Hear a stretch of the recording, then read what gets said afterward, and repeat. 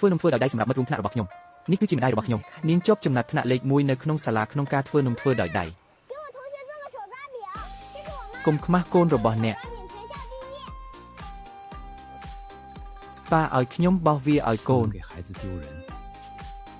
មិនក៏កូនមករៀនពេលថតរូបកុំចាប់ប៉ាពិតជាអ្នកមកទីនេះនេះជានំធ្វើដោយដៃរបស់ម៉ាក់ខ្ញុំនឹងស្កេនឲ្យអ្នកប៉ាពិតជាអ្នកមកទីនេះនេះគឺជាឪពុករបស់ខ្ញុំជាងជួសជុលម៉ាស៊ីនត្រជាក់ល្អបំផុត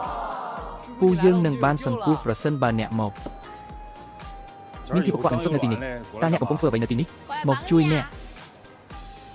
មកមើលសនងស្រស់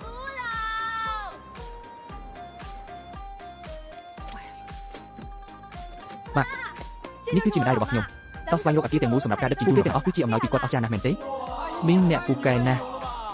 ម៉ាក់បន្ថយល្បឿន